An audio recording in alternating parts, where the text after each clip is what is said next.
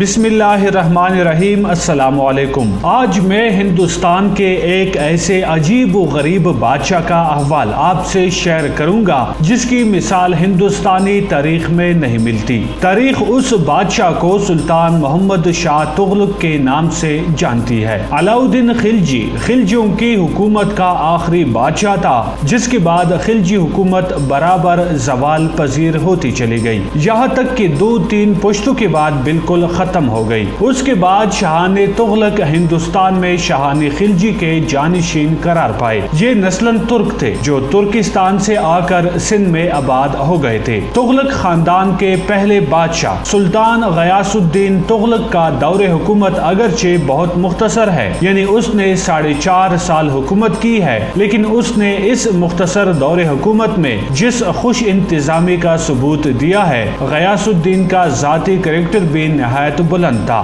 وہ ایک باشرع مسلمان تھا جو نماز روزے کا پابند تھا۔ اس نے نہ تو کبھی شراب کو ہاتھ لگایا اور نہ زنا کے پاس گیا۔ انصاف اور حق گوئی اس کا شیوا تھا۔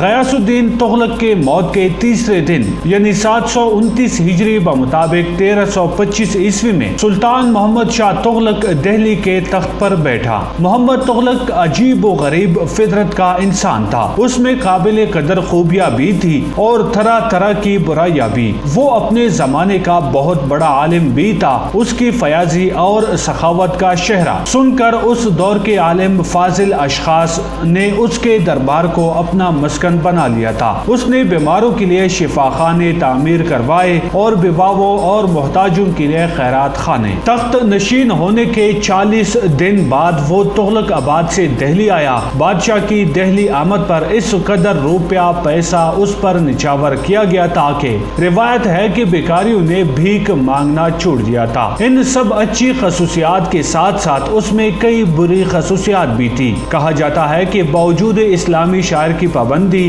اس کے دور حکومت میں کوئی ہفتہ ایسا نہ جاتا جس میں کوئی مولوی مفتی قاضی قتل نہ ہوتا۔ مسلمان کے مارے جانے کا اسے ذرا بھر بھی افسوس نہ ہوتا۔ ناحق خون کرنے اور مخلوق پر طرح طرح کے ظلم توڑنے میں اسے کوئی برائی نظر نہ آتی۔ فرعونی اور نمرودی ارادوں سے اس کا دماغ خالی نہ تھا۔ اس کی بعض حرکات ایسی تھی کہ ان کی بنا پر اسے ایک جنونی اور خونی بادشاہ بھی کہا جاتا ہے۔ اسی طرح اس سے جاہلانہ حرکتیں بھی برابر سرزد ہوتی رہتی تھی۔ غرض کہ وہ ایک ایسا عجیب و غریب انسان تھا جس کی مثال ہندوستان کی تاریخ میں نہیں ملتی۔ محمد تغلق کیونکہ انوکھے دل و دماغ کا انسان تھا، اس لیے اس کے دماغ میں جو نئی تجویزیں پیدا ہوتی تھی ان کی وجہ سے چند ہی روز میں حکومت کی بنیادیں کھوکھلی ہو گئی۔ محمد تغلق کی سیاسی اور ملکی حکومتوں کی تفصیل اگرچہ بہت طویل ہے، لیکن ہم یہاں صرف چند ایک کا ذکر کریں گے۔ محمد تغلق کو اس بات کی بڑی تمنا تھی کہ حضرت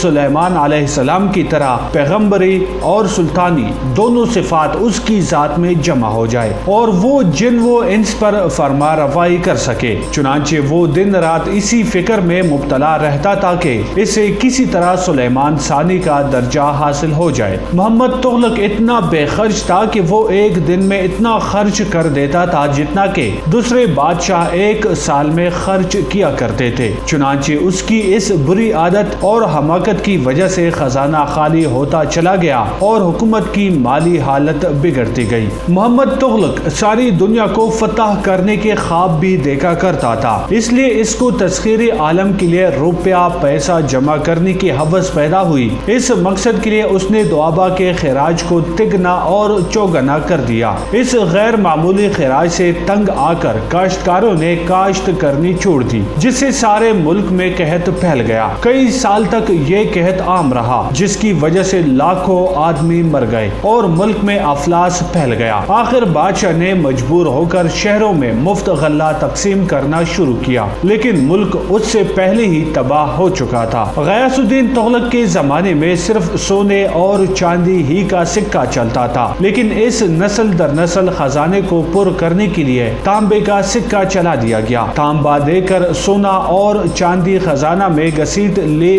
تاکہ تانبا دے کر سونا اور چاندی خزانے میں گھسیٹ لیا جائے۔ اس سکے کی وجہ سے حکومت کی ساکھ بالکل ختم ہو گئی۔ جعلی سکہ بنانے والوں نے تانبے تانبے کے جعلی سکے بنا کر اپنے گھر سونے چاندی سے بھر لیے، مگر شاہی خزانہ بدستور خالی رہا۔ آخر بادشاہ کو تانبے کا سکہ واپس لینا پڑا، جس سے خزانہ اور بھی خالی ہو گیا اور حکومت کی اقتصادی حالت بالکل بگڑ گئی۔ محمد تغلق، جس کو ساری دنیا کو فتح کرنے کا شوق تھا، اس نے عراق اور خراسان سے امراء کو بلا کر بڑی بڑی تنخواہوں پر ملازم رکھا تاکہ ان کے ذریعے مشرق وسطی کو فتح کرے۔ ان امراء اور سرداروں کے ماتحت 3,70,900 نوکر رکھے۔ پہلے سال تو ان سب کی تنخواہیں خزانہ شاہی سے ادا کر دی گئی، بعد کو تنخواہیں نہ ملنے کی وجہ سے یہ سارا لشکر منتشر ہو گیا اور خزانے پر اور بھی بار پڑ گیا۔ بادشاہ کا ارادہ ہوا کہ ہمالیہ کے راستے چین کو فتح کیا جائے، چنانچہ 738 ہجری بمطابق 1338 عیسوی میں اپنے بھانجے خسرو ملک کی سرکردگی میں 1,00,000 سواروں کا لشکر روانہ کر دیا گیا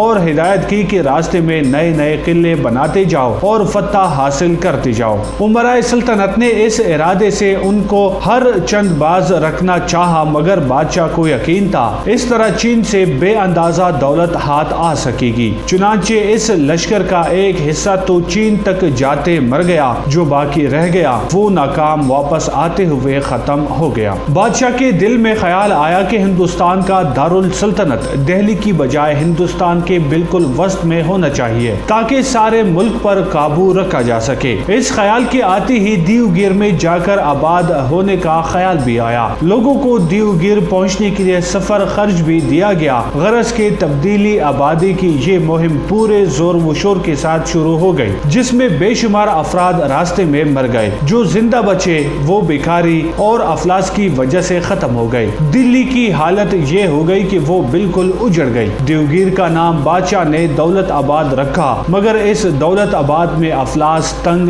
دستی اور مصیبت کے سوا کچھ نہ تھا۔ بادشاہ کی اس حکامت سے خزانہ بالکل خالی ہو گیا اور رعایا برابر برباد ہوتی گئی۔ 737 ہجری بمطابق 1337 عیسوی کو بادشاہ نے چین کو فتح کرنے کا عجیب و غریب منصوبہ بنایا اور اپنے بانجے ملک خسرو کی قیادت میں 1,00,000 گھڑ سواروں کا لشکر نیپال کے راستے روانہ کیا، جس کا نتیجہ یہ نکلا کہ سوائے ایک آدھ سپاہی کے یا پھر ان کے جو پیچھے چھاونیوں میں رہ گئے تھے، باقی سب مارے گئے یا پھر خود اپنے موت مر گئے۔ غرض کہ محمد تغلق کی اس نوعیت کی حماقتوں کی وجہ سے سارا ملک تباہ اور برباد ہو گیا۔ رعایا کی بری طرح مٹی پلید ہوئی، خزانہ خالی ہو گیا اور حکومت کی ساکھ بالکل ختم ہو گئی۔ محمد تغلق کی دور حکومت کا درمیانی اور آخری حصہ بہت ہی بد انتظامی کے حالات میں گزرا تھا اور نوبت یہاں تک پہنچ گئی تھی کہ سوائے گجرات کے کوئی علاقہ سلطنت کے ماتحت نہ رہا تھا۔ اس کے دور کی بغاوتوں میں ملک بہاؤالدین کی بغاوت، جو کہ دکن کے علاقے کا حاکم تھا، بحران ابیہ حاکم ملتان کی بغاوت، لکھنؤ میں فخر الدین کی بغاوت، ہنام اور سمانہ میں عوامی بغاوت،